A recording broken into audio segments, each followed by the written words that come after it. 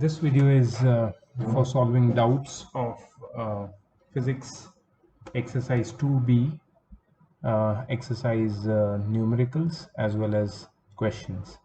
So the first doubt in exercise 2b is question number 9. A body of mass m is moving with velocity v. Write the expression for its kinetic energy. So the expression for its kinetic energy will be half mv square. Not only we studied this formula, we applied it, and we also found its derivation, how to derive this formula in this chapter. So please pay attention to that. Next doubt is question number 20. In what way does the temperature of water at the bottom of waterfall differ from the temperature at the top? Explain the reason. The temperature at the bottom of the waterfall is always higher than temperature at the top of the waterfall, because when the water from the waterfall falls, it has maximum potential energy at the highest point, but when it falls down and reaches the ground, just before reaching the ground, it has maximum kinetic energy.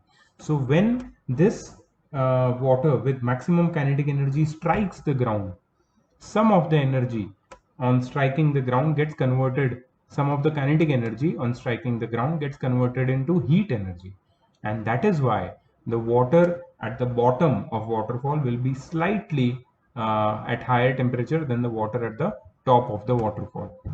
The reason is increase in the internal energy of the molecules of water, which is gained by the kinetic energy which the water gains on falling.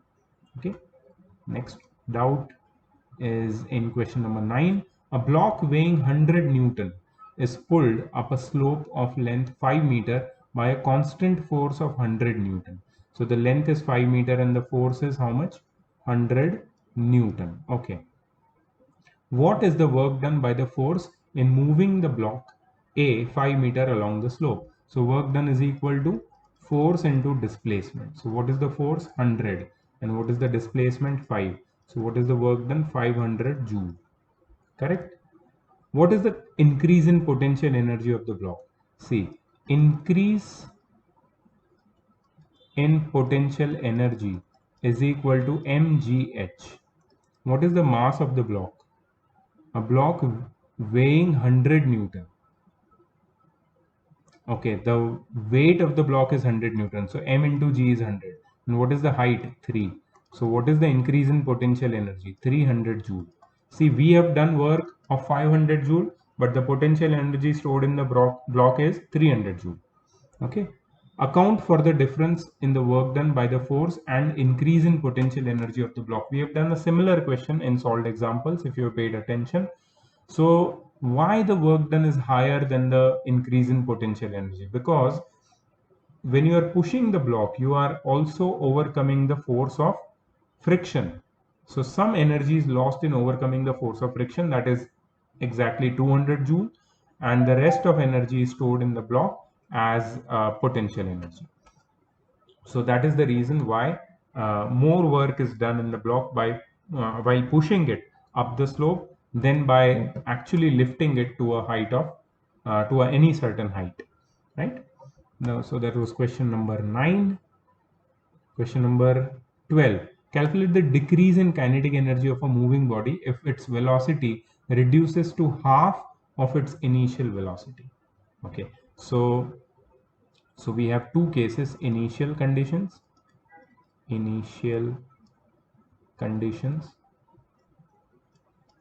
and final condition. See, in mass in both the condition remains the same, m, right? The velocity is v, which reduces to half the initial velocity, that is v by 2. Okay, so what happens to the kinetic energy? Here it remains half mv square, and here it is half into m into v by 2 the whole square, that is half into m v square by 4, that is mv square by 8.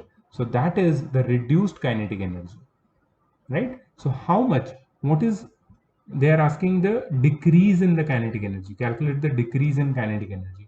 Therefore decrease in kinetic energy is equal to half mv square minus 1 by 8 mv square. So 4 minus 1 by 8 mv square, that is 3 by 8 mv square. 3 by 8 mv square. This is the decrease in kinetic energy. Now see the answer over here. 3/4 of the initial value.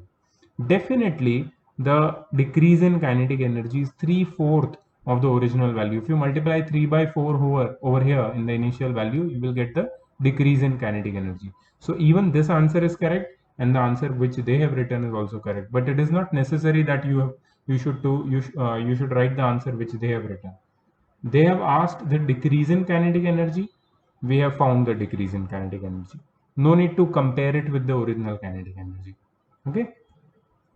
Two bodies of equal masses are moving with uniform velocities v and 2v. Find the ratio of their kinetic energies. This is also very simple. So kinetic energy 1 upon kinetic energy 2. This is what we have to find. This is question number 13. So half m v square upon half m 2v square. Half will cut, m will cut, v square by 4v square. So 1:4. Kinetic energy of the first body is 1/4 the kinetic energy of second body. 1:4 is the correct answer. Easy. So next question is 18th. A truck weighing 1000 kgf changes its speed from 36 km per hour to 72 km per hour in 2 seconds. Calculate the work done by the engine and its power. The value of G is given to us. Great. Let's take it to the other side.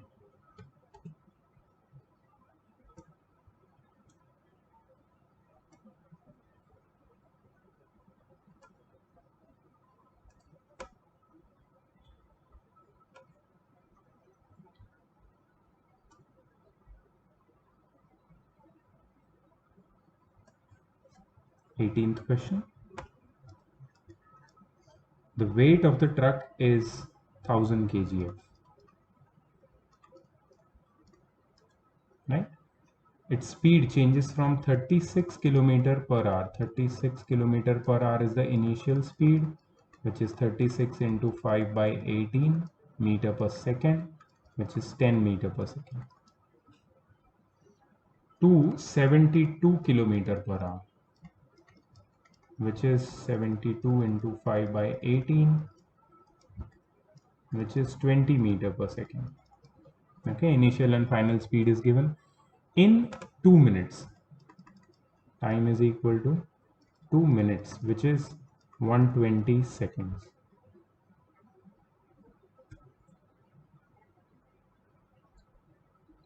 Calculate the work done by the engine.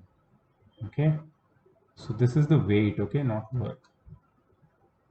Now work done can be found by using work energy theorem. You know what is the work energy theorem? Work energy theorem is final kinetic energy minus initial kinetic energy, that is change in kinetic energy, will be equal to the work done. So what is final kinetic energy? Half mv square minus half m u square.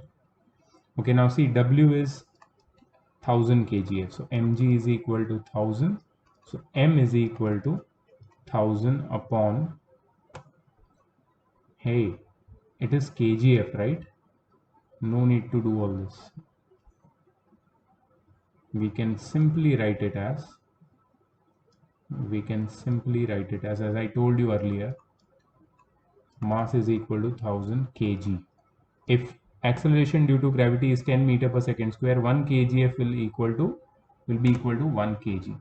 So half mv square minus half mu square, half m will come out common, v square minus u square. So half into 1000 into v square, that is 20 square minus 10 square. So this will be 500 multiplied by 400 minus 100. So 500 multiplied by 300, that is 15 and 4 zeros. 1.5 into 10 raised to 5 joule. 1.5 into 10 raised to 5 joule will be the work done by the engine. Absolutely correct. And what will be its power? So power is equal to work done upon time taken. So 1.5 into 10 raised to 5 upon 120, right? So if you calculate this, you get 1.25 into 10 raised to 3 watt. Okay, you can calculate and verify your answer. So yeah, that's the answer. Okay, let's look at the next question. The next question is question number 20, then 22 and 23. That's it. Okay. So question number 20. How much work is needed to be done? How much work is needed to be done on a ball of mass 50 kg? Sorry, 50 grams, which is 50 upon 1000, 0.05 kg. To give it a momentum of 5 kg meter per second. Momentum P, 5 kg meter per second. How much work is needed to be done on a ball of mass 50 grams to give it a momentum of 5 kg meter per second? Now, what is the formula for momentum? So, momentum is equal to mass into velocity. Sorry, the momentum is 5 kg meter per second, right? So here there is some mistake. I have written k, actually it is 5.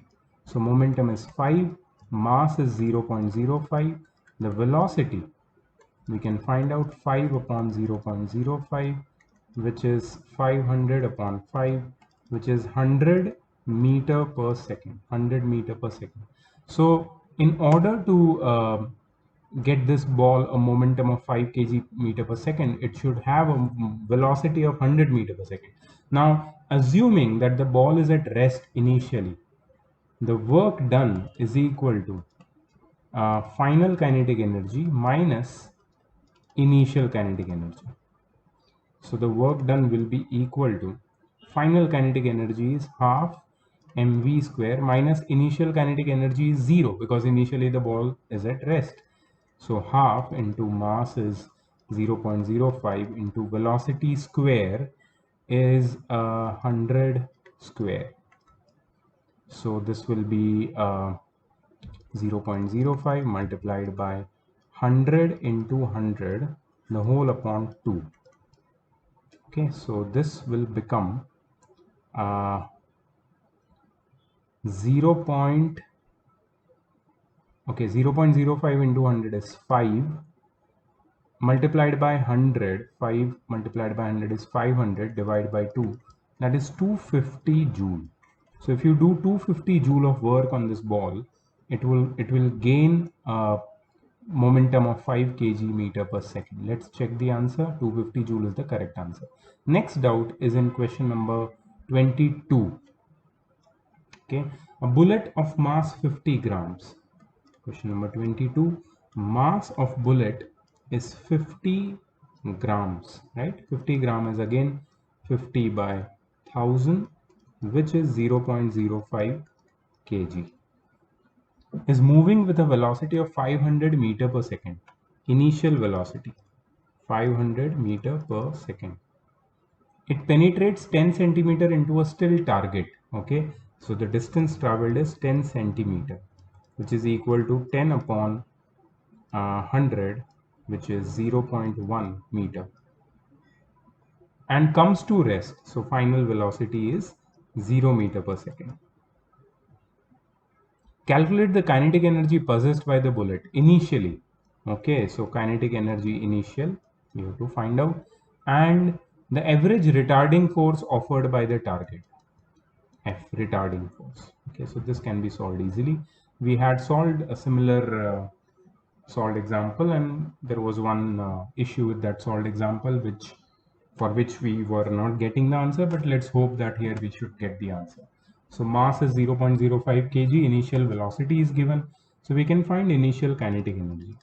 Initial kinetic energy will be half mu square, that is half into 0.05 into 500 square, that is 0.05 into 250000 upon 2.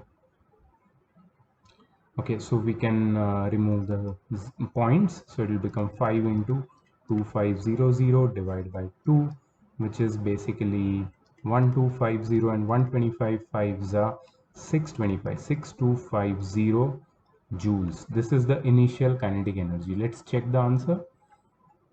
6250 joules, absolutely correct. Retarding force. Okay, so now see, we have to find the force. For force, we need to find acceleration. We already know the mass. We know initial velocity, final velocity, and displacement. So we can find the acceleration. So using the third equation of motion, v square minus u square is equal to 2as. 0 minus, because final velocity is 0, minus 500 square is equal to 2 into a into the displacement. Displacement is 0.1. Okay, so this is minus 25 and 4 zeros, 2,50,000 is equal to 0.2 multiplied by a. So minus 2,50,000 divided by 0.2 is equal to a, and therefore a is equal to minus 2,50,000. One more zero I'll add, and I'll divide it by 2, and I'll cut it. I'll get minus 125 0000, right? So this is approximately 12,50,000. 12,50,000 can also be written as minus 1.25. So 1, 2, 3, 4, 5, 6 into 10 raised to 6 meter per second square. This is the retardation. This is the retardation which is faced by the bullet when it enters that still target. So what is the retarding force? Mass into acceleration. So mass is 0.05 multiplied by minus 1.25 into 10 raised to 6. Okay, so this will be, if I remove the decimal places, 5 multiplied by minus 1.25 multiplied by 10 raised to, okay, since I have moved 2 places of decimal to the right side, 2 will be subtracted from the power over here, and it will become 4. Okay, so I've used up 2 zeros, so this will be minus 6.25 into 10 raised to 4 Newton. Why minus sign? Because it's a retarding force. So I can write my final answer in word. Retarding force is equal to 6.25 into 10 raised to 4 Newton, which can also be written as 62500 Newton. 62500 Newton. That's a retarding force. Let's check the answer. Perfect. Right? So I hope it is clear how I've solved it. So it's not always that you get wrong answer and all. Sometimes it happens when you have to learn from it, right? So I hope you learn from my mistakes also. I never say that I'm a teacher, and I'm absolutely not afraid of making mistakes. Even on YouTube, let 1,000 people watch and judge me. I don't care, because I'm still a student. I'm still learning. I don't know everything, right? And I'm teaching this since many years, and maybe in previous years I got the correct answer. This year I'm not getting. That's how brain works, you know. So you should understand your brain. You should understand how your brain works. It's not a machine which will always give you the right answer. If we are training it to be, That is for sure. We are training our brain to become a machine, but that's not healthy for our brain. So let it be natural. Try to, get the skill. So you can train the brain and get the brain to give you correct answer in 99% of the instances, but 100% perfection to achieve from brain, it needs a lot of practice as well as some very serious skills, so which I also do not have, and I accept that fact. But yeah, I know physics and I can solve physics and I can teach you physics. So that skill I'm using right now. Let's go on question number 23. Okay, a spring is kept compressed by a small trolley of mass 0.5 kg lying on a smooth horizontal surface as shown. Okay, so the mass of the trolley is given 0.5 kg. When the trolley is released, it is found to be moving with 2 meter per second speed. Okay, what potential energy did this spring possess when compressed? Very easy question, this one.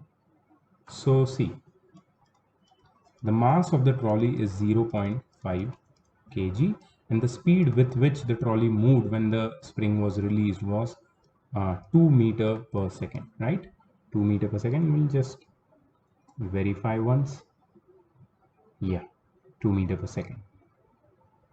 Okay, so potential energy possessed by spring will be equal to kinetic energy imparted.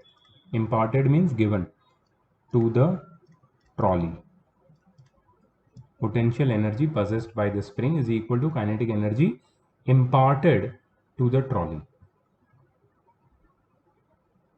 So kinetic energy imparted can be calculated. Half mv square. Half into mass is 0.5. Velocity square is 2 square. 2 will get cut with this and this will be 1 joule. 1 joule of potential energy was possessed by the spring initially when it was compressed, and the answer is absolutely correct. So with this, all the doubts of second part are solved, and I think we are ready to move with the next part. Let's continue from here itself, right? Why to waste time? Why to we are just a moment. Okay, so we are just 20 minutes into the lecture and we can definitely move ahead into the next topic, that is conservation of energy. So what is conservation? What is the meaning of the word conservation? So energy is conserved. That term states that energy can neither be created nor be destroyed. The amount of energy present in the universe always remains conserved or always remains constant. Conserved means it never depletes. It never depletes. Neither it adds up. Okay, so the total amount of energy in the universe is always the same. That is the meaning of conservation. So according to the principle of conservation of energy, energy can neither be created nor be destroyed. It only changes from one form to another. As we saw in the last part in the energy converters, the energy could be changed from one form to another. It can neither be created nor be destroyed. And that is your principle of conservation of energy. So we are more interested in the mechanical energy here. Mechanical energy means potential and kinetic energy. So if there is only an interchange between the potential and kinetic energy, the total mechanical energy, that is the sum of kinetic and potential energy, K and U, remains constant always. K plus U is constant when there are no frictional forces. So the principle of conservation of energy is one of the fundamental principles of nature. So always remember, the total mechanical energy of any system always remains constant.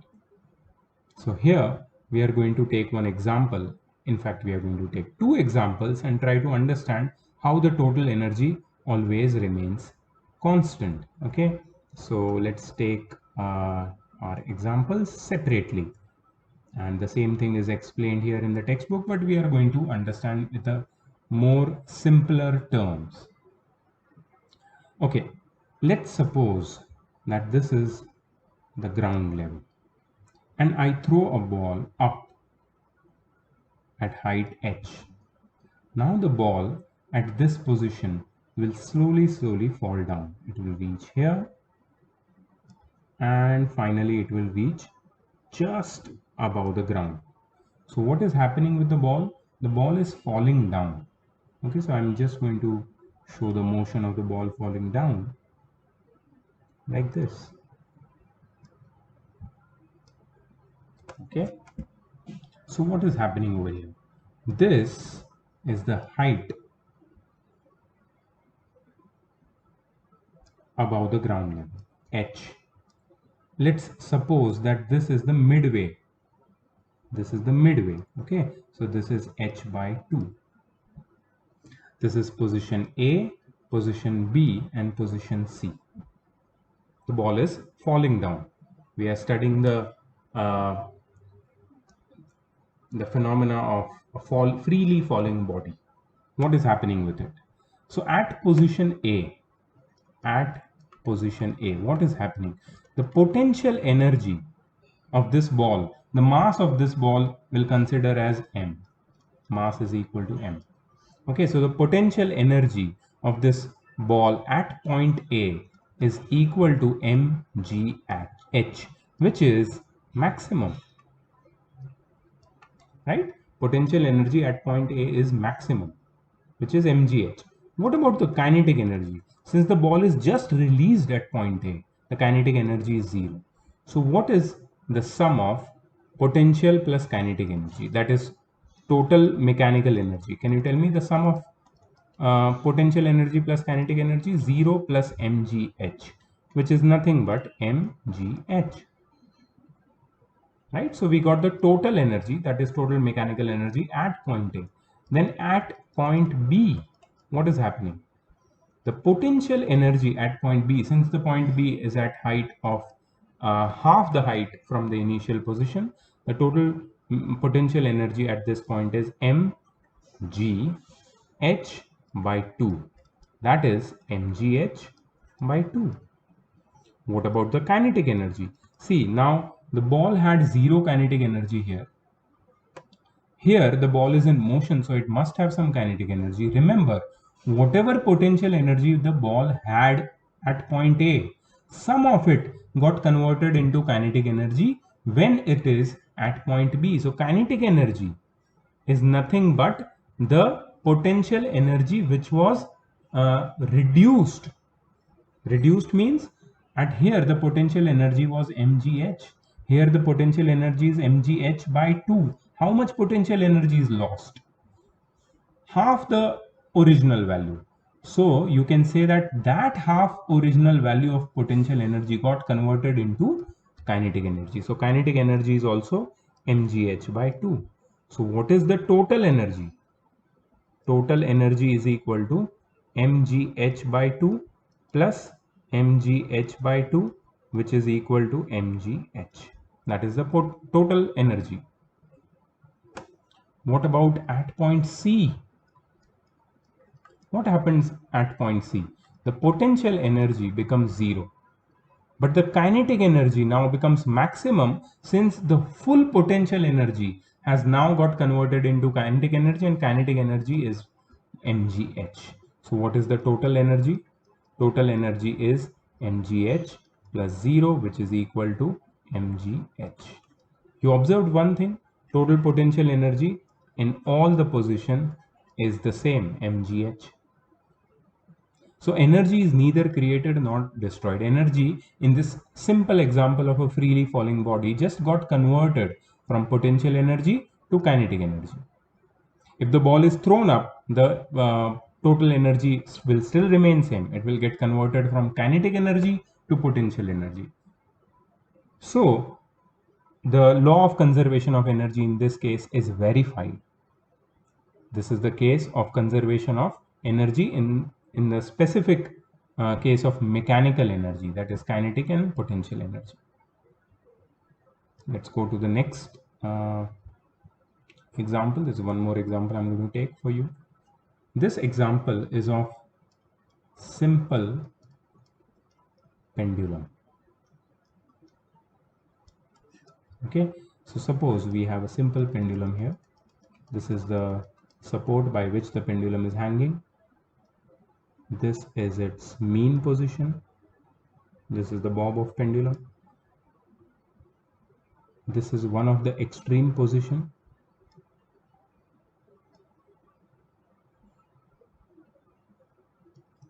And this is another extreme position.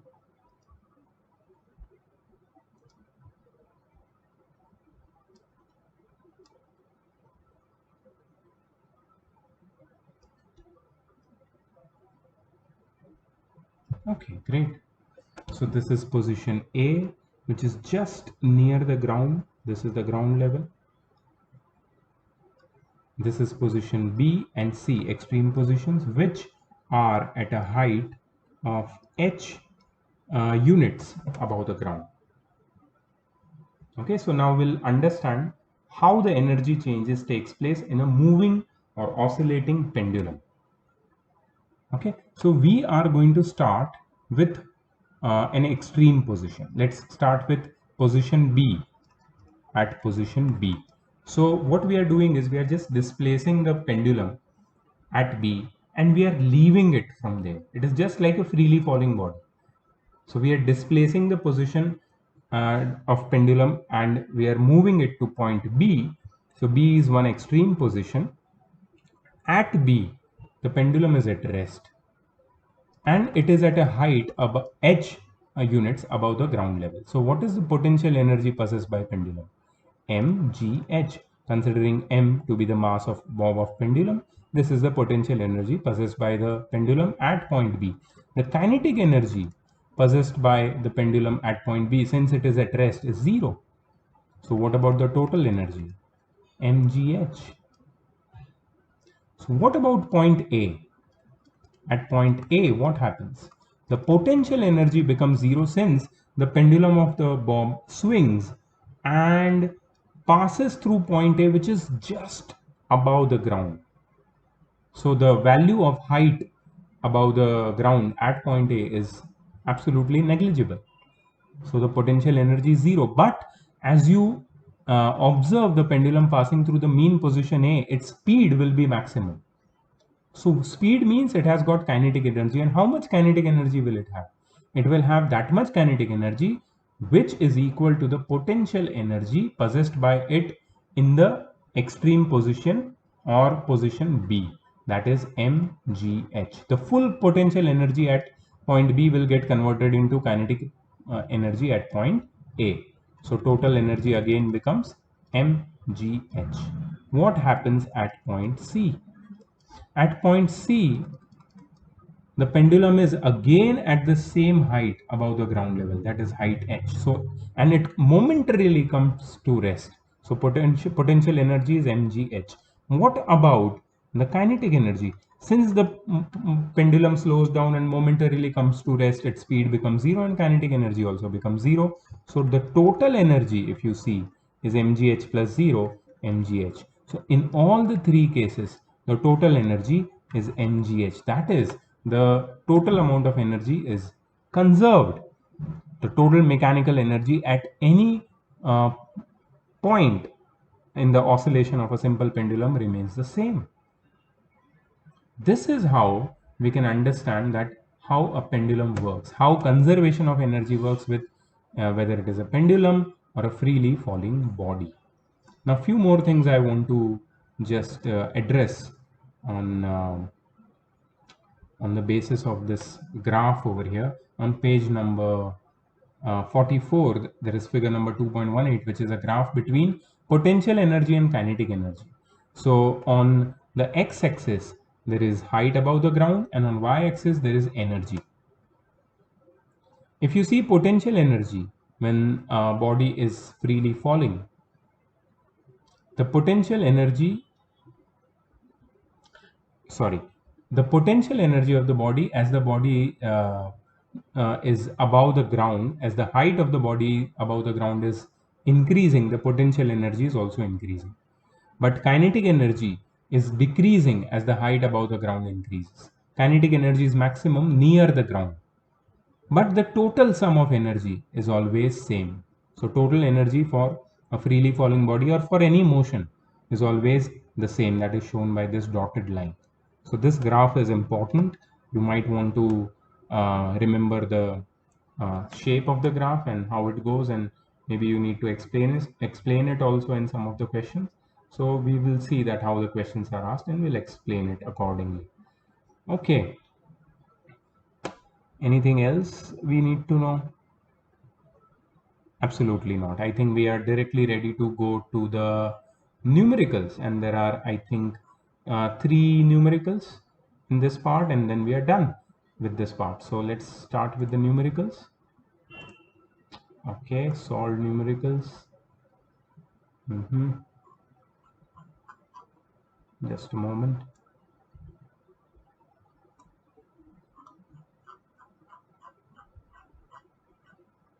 Yes, part C. We are at part C, and here we go.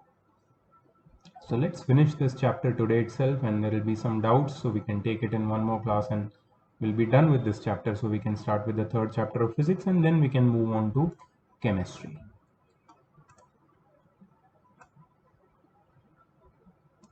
Cool. Okay, a ball of mass 50 gram is thrown vertically upward with an initial velocity of 20 meter per second. So mass of the ball is 50 grams, which is 50 upon 1000, which is 0.05 kg. Initial velocity, or u, is equal to 20 meter per second. Calculate the initial kinetic energy imparted to the ball. So initial kinetic energy is equal to half mu square, that is half into 0.05 into 20 square, that is half into 0.05 into 20 into 20. Okay, so you, for that you will use these two zeros and become 5 into 2, that is 10 joule. That's the initial kinetic energy. The maximum height reached if the air friction is neglected. Okay, so that's the second question. Now see, whatever initial kinetic energy you impart to the ball, that will help the ball to reach the maximum height. So initial kinetic energy is equal to final potential energy, right? Final potential energy at maximum height. So that is 10 is equal to mgh. So 10 is equal to mass is 0.05, g is 10, and height is h. So 10 gets cancelled, and this becomes 1 is equal to 5 upon 100 multiplied by h, and therefore h is equal to 100 by 5, that is 20 meter. 20 meter. So this ball will go up to a height of 20 meter. There is no air friction, but if we consider 40% of initial energy is lost against the air friction, then how high will it go? It will not go so high. It will not go up to a height of 20 meters. So how high will it go? Okay, so 40% of initial energy is lost. So energy lost is equal to 40% of kinetic energy initial. That is 40 upon 100 multiplied by initial kinetic energy is 10. So this will be 4 joule. So this is the lost energy. Therefore, energy retained means energy which is still available with the ball, that is 10 joule minus 4 joule, which is 6 joule. So now we can compare this 6 joule with mgh and solve it further. So 6 is equal to 0.05 multiplied by 10 multiplied by height. So that is 6 upon 0.5 is equal to height, and if you solve this, you will get height is equal to 12 meter. So now it will not go to 20 meter height, but it will only go to 12 meter height, right? So that's how you solve it. Let's check the answer. 10 joule initial kinetic energy imparted, 20 meter the height without air friction, 12 meter the height with air friction. All answers are correct. Let's go ahead. Okay, next question.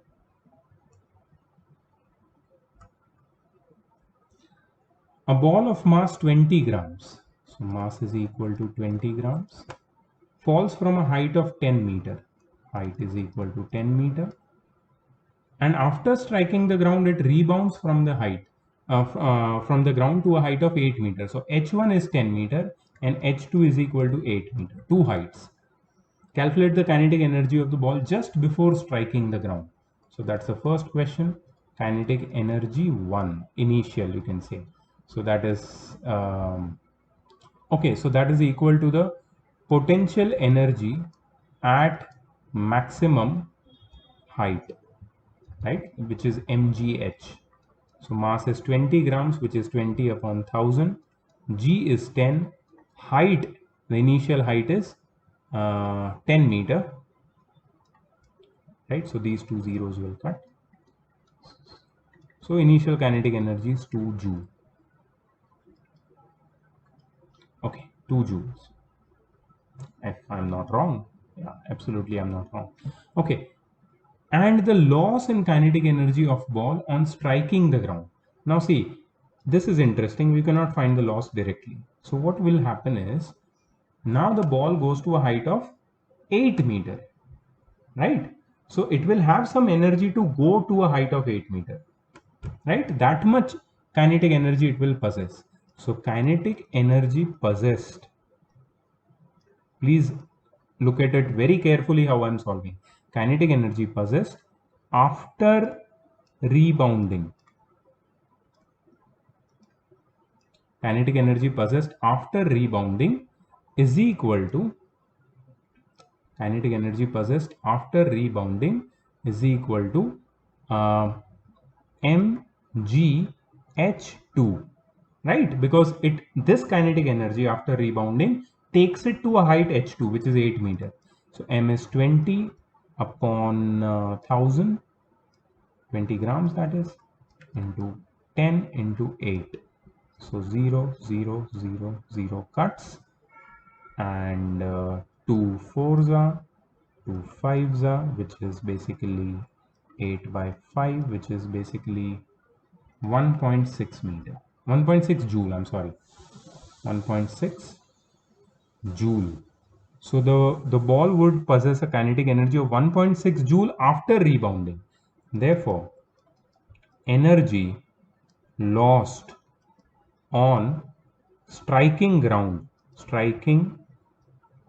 ground, energy lost on striking the ground is equal to 2 minus 1.6, that is 0.4 joule. Energy lost on striking the ground is 0.4 joule. The next question they are asking is, what happens to the loss in kinetic energy in part 2? Where does this 0.4 joule go? It is not destroyed, because law of conservation of energy says that energy can neither be created nor be destroyed. So where does it go? So this energy, which is lost on striking the ground, it gets converted into heat and sound, because whenever the ball hits the ground, there is a sound, and also there is some amount of heat which is released. So this energy is lost in the form of heat and sound, gets converted in the form of heat and sound. So perfect, absolutely perfect answers, and we are happy to move ahead. Let's go to the next question.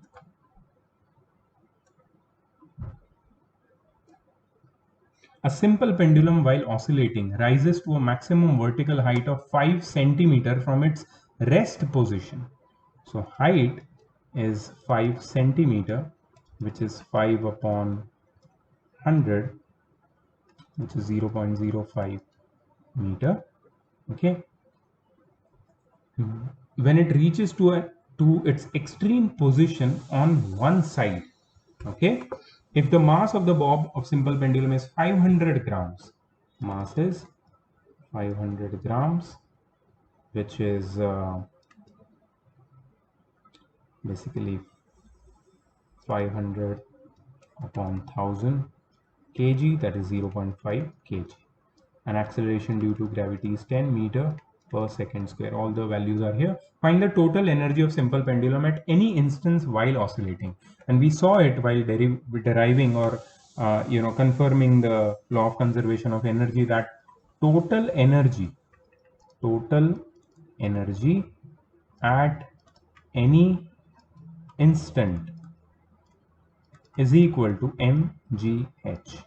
That is 0.5 into g is 10 into height is 0.05, right? 0.05. So all are in SI units. So 5 into 0.05, that is 0.25 joule. Okay, second question, the velocity of the bob at its mean position. Okay, so assuming, see they've also asked the assumption made. So assuming that there is no air friction, the full potential energy it will get at the extreme position will get converted into kinetic energy. So potential energy at extreme position is equal to kinetic energy at mean position. So potential energy at extreme position is 0.25 and kinetic energy will be half mv square. So let's calculate this. 0.25 is equal to half multiplied by mass, which is 0.5, into velocity square, which we don't know. So 0.25 multiplied by 2 divided by 0.5 is equal to v square. So 0.25 2 is 0.5 upon 0.5 is equal to v square. Therefore, v square is equal to 1. Therefore, v is equal to 1 meter per second. That is the velocity of the bob at its mean position, assuming that there is no air friction. Let's see the answer. Absolutely perfect. And we are done with all the solved examples of part 3 and also the theory of part C, I'm sorry. So whole part C is done. Full exercise 2C is homework, and we are going to start with physics chapter 3 in the next class. In the meantime, you just finish with this chapter and tell me your doubts so I can solve those doubts in the next video. And yeah, that's all. I solved the doubts from part B numericals also and theory also in this video. So I hope you understood everything. See you in the next video. Bye bye.